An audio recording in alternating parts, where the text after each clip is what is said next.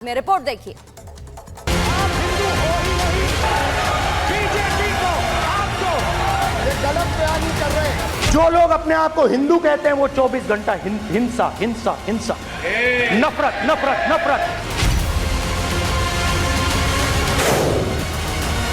पूरे हिंदू समाज को हिंसक कहना ये गंभीर विषय है। ये इसलिए चिल्ला रहे हैं क्योंकि तीर यहाँ पे दिल में लगा है।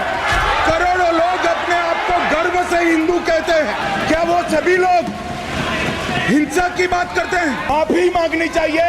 ये ठेका नहीं है बीजेपी का। सोमवार को राहुल गांधी ने संसद में बयानों के ऐसे तीर चलाए कि महाभारत शुरू हो गया।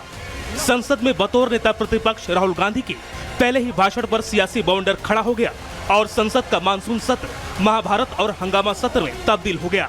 मोदी और बीजेपी पर हमले के लिए राहुल ने हिंदू और हिंसा वाला हथियार चला दिया, मगर जल्द ही राहुल का ये वार आत्मघाती साबित होने लगा। हिंदुओं को हिंसक कहने पर प्रधानमंत्री मोदी और शाह उनसे सीधे भिड़ गए, तो राहुल के आरोपों पर मोदी सरकार के मंत्री पूरी तरह से हमलावर हैं। रक्षा मंत्री राजनाथ सिंह, कृषि मंत्री शिवराज सिंह चौहान, पर्यावरण मंत्री भूपेंद्र यादव ने राहुल को आड़े हाथों लिया, जिन्होंने न सिर्फ राहुल गांधी के झूठ को बेनकाब किया बल्कि नेता प्रतिपक्ष को संसदीय नियमों का ट्यूशन लेने की भी नसीहत दे दी। नरेंद्र मोदी उसे शहीद नहीं कहते हैं, नरेंद्र मोदी उसे अग्निवीर कहते हैं। उस घर को पेंशन नहीं मिलेगी, उस घर को कॉम्पेंसेशन नहीं मिलेगी, शहीद का दर्जा नहीं मिलेगा। पूरे बीजेपी को हिंसा कर रही है ऐसे कहना, खड़े होकर एक दूसरे के बीच में हस्तधून करना, सारे नियम इनको लागू नहीं होते हैं। नियम मालूम नहीं है तो ट्यूशन रख ले साहब, सदन इस तरह से नहीं चल सकता है।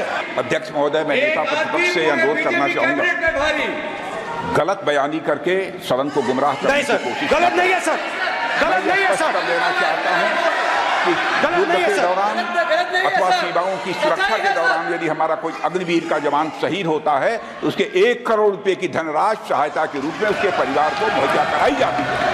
इस प्रकार की गलत बयानी से सभी को गुमराह करने की कोशिश नहीं की जानी चाहिए। नेता विपक्ष के तौर पर राहुल गांधी पहली बार बोल रहे थे तो नियम कायदे को एक ओर रखकर वो स्पीकर से लेकर बड़े बड़े केंद्रीय मंत्रियों पर वो सीधा वार करने लगे। भारी संसद में आरोप लगा दिया कि स्पीकर मोदी के आगे झुकते हैं, मेरे सामने नहीं। जो लोग अपने आप को हिंदू कहते हैं वो 24 घंटा हिंसा हिंसा हिंसा, नफरत नफरत नफरत। आप प्रतिपक्ष के नेता हैं, किसी की भावनाओं को ठेस नहीं पहुंचे, सर मुझे बोलने में ध्यान रखना चाहिए। राहुल के बयान पर संसद में घमासान छिड़ा था, चर्चा की जगह हंगामा हो रहा था। राहुल गांधी के बयान पर सियासी घमासान जारी है, लेकिन इस बीच सबकी निगाहें पीएम मोदी पर हैं, जो आज राष्ट्रपति के अभिभाषण पर धन्यवाद प्रस्ताव का जवाब देंगे। पूरे देश ने सोमवार को संसद में ट्रेलर देखा और अब आज बाकी फिल्म देखेगा राहुल गांधी के झूठ का पर्दाफाश होते, देखेगा मोहब्बत की दुकान में नफरत की कहानी को उजागर होते, क्योंकि आज प्रधानमंत्री मोदी राहुल गांधी की हिंसा वाली सोच से पर्दा उठाने वाले हैं।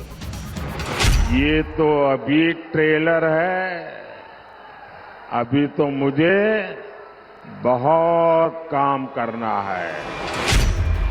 राहुल गांधी का पहले हिंदू को हिंसक बताना और फिर अग्निवीर योजना पर बिना जानकारी के बीजेपी पर हमला करना महंगा पड़ता दिखाई दे रहा है। बीजेपी कह रही है कि राहुल गांधी का भाषण झूठ की चाशनी से सना हुआ था। प्रधानमंत्री जी का जवाब होगा लोकसभा में। हमने 2004 से श्री राहुल गांधी जी को देखा है, तो कोई पद में नहीं थे, तो उसका व्यवहार भी बहुत हल्कापन और नाटकीय मजाक ऐसे चलते थे। हम लोग उम्मीद कर रहे थे कि वो थोड़ा मैच्योरिटी से बिहेवियर में, उनके आचरण में कुछ सकारात्मक बदलाव होगा, ये हम उम्मीद कर रहे थे।